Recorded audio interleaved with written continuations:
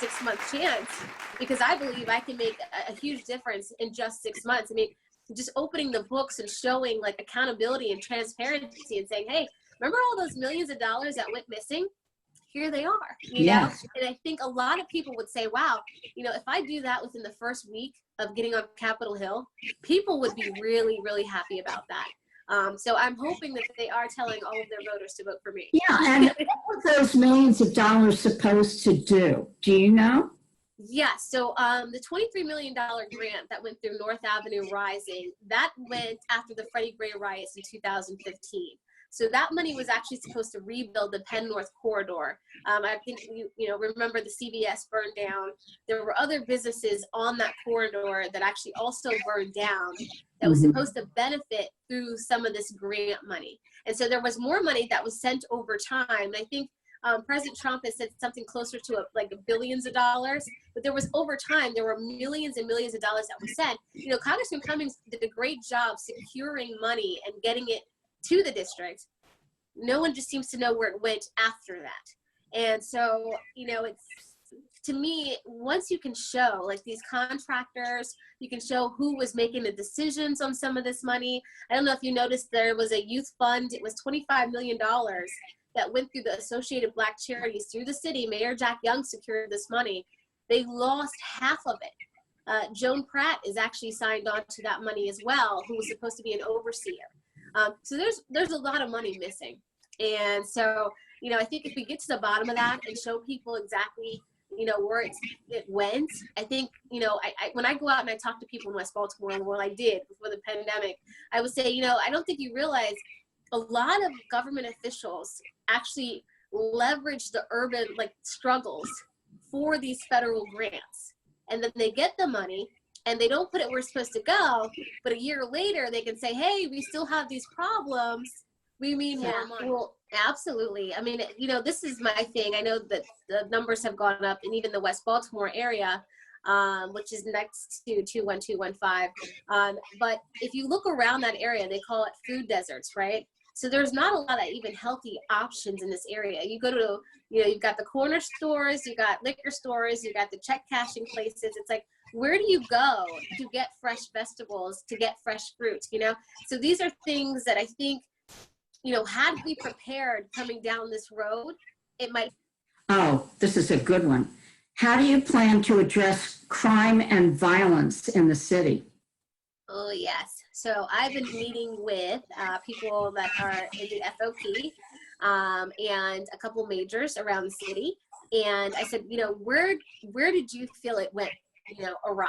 And a lot of times they'll tell you 2014, everything changed. That's when Anthony Batts came in and changed a few things. They need more people on the streets.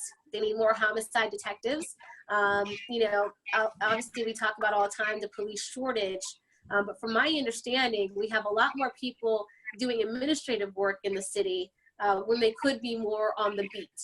And then, you know, just getting more training to be out on the beat. Now, I understand the city is dangerous. I'm sure there's a lot of people that don't want to be out there. But then, you know, they complain about the consent decree. I understand that. State's Attorney Marilyn Mosby doesn't work well with the police. That needs to change. There needs to be some kind of communication and understanding there. And so it's going to be tough. It's going to be an uphill battle. I met with the FOP president, Mike Manusco, and he has a whole plan. But unfortunately, he says not a lot of people want to listen or hear about it because, you know, a lot of people paint the police as being, you know, these awful people. But I think if people understood exactly what they were faced with every day, they would understand. But we need a prosecutor in Baltimore City. Crime and violence is sky high. Last year, over 348 murders, over 700 shootings, over 400 armed carjackings. These numbers are, you know, historical, and that needs to change. So we need a prosecutor ready to prosecute. We need to find out why these judges aren't sentencing people. We need to find out why we have repeat offenders. Yes, and as I understand, there's a lot of crime in the city from gangs of illegals like MS-13 and other gangs. And if somebody is picked up there, they aren't even brought to court. because of the issue of whether they would be sent back to their home country. Yes, and we also have a problem with the juveniles as well. So right now, juveniles basically get a slap on the wrist. You could bring someone under 18 to central booking, and from my understanding, they're released and sent back home within 4 hours, even if they had possession of a legal weapon. So a lot of things need to change for sure. How do you feel about Section 8 and how it is now being used? So I wasn't too happy with the decision that Johnny Olszewski, the Baltimore County executive, made, spreading Section 8 throughout Baltimore County. You know, I think that's what I see a lot from the Democrats is they kind of spread the poor rather than spread the wealth. I don't always think that Section 8 housing is a great idea, considering, you know, if you look at the policy itself. Section 8 housing, when you have a family, say you have a family of, you know, 3, you know, they don't want the father living in the home in order to receive that housing. So to me, it breaks down the family structure. And then you end up in these situations where, you know, someone, you know, child is raised without a father, and they could end up, you know, going on the street and looking for guidance that way. So to me, that should never be the number one option here. But unfortunately, you know, that's kind of the way of thinking right now. So we have to get out of that mindset. To me, home ownership means a lot of things. When you own your own home, you take care of it. You take care of your property. You take care of, you know, the property around it. It's we have a lot of vacants in the city. Why not flip those? So a lot of the city owns a lot of those vacant houses, by the way. Why not flip those and put people in a program where they do rent to own, and they can start building, you know, family from there. He questioned during the police shortage why the Mosby family, why Mayor Jack Young still has a police car that sits out in front of their house 24 hours that takes a police officer off the beat. So I questioned that when we have a police shortage. And so Marilyn Mosby wasn't too happy about that question. But I say, you know, she has a security detail that follows her around City Hall and wherever she is in her office. So why not release that police officer that's sitting out in front of her house? You were down in the city. This was when you discovered the rats and the horrible living condition. Oh, yeah. And these men got in your car and they took you to some of these areas. I was talking to them about the living conditions, and they said, you know, can I just show you? It's best if we just show you. And I said, you know what? Just show me. You only live once, and if I'm here to really help, you know, why not? But I would never say to anyone to do that. I trusted these strangers. They went into this one row home and they told me it was clear. You know, they went to go check to see if squatters were inside. I'm trusting these strangers to check an abandoned home. They yell out, it's clear. I go in. I mean, I could have walked into who knows what. But I walked in with my camera going, and I said, you know what? If I'm here to make a difference, then I got to get a little bit more brave than usual. So how do you address the statistics of Black on Black crime without seeming racist? Well, this is a great thing about being a Black woman. So I can be completely honest about it, and no one can say I'm racist or sexist.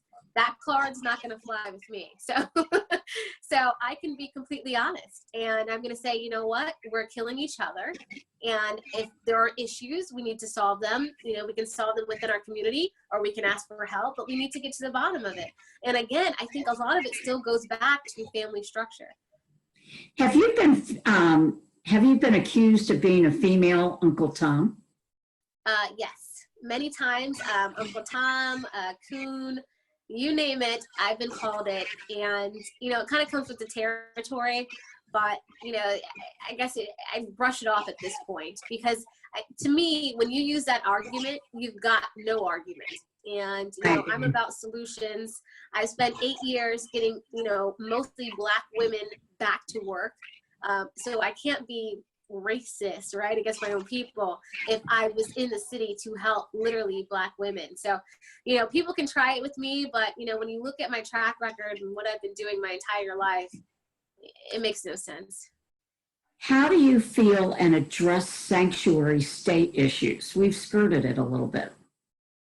Yeah, so sanctuary cities, I don't think that's a win for anyone. If you notice, a lot of the sanctuary states or cities that are even pushing it around, you know, they end up with a lot of crime and violence that doesn't get addressed. And so we see areas, you know, you could say San Francisco, where they have people that are in the sanctuary city. There are individuals committing crimes and should be deported, but they're kind of, you know, got this safety net. And so then it's like, well, who is a sanctuary for? Is it for Americans or is it for the illegal immigrants? And we all know if you come to America legally, you end up with statistically a better life for you and your family. You know, you get a good job, you can get salary, benefits, you don't live in fear of being deported. So to me, the best thing that people can do is come to America legally. And there's a lot of immigrants that will say the same thing.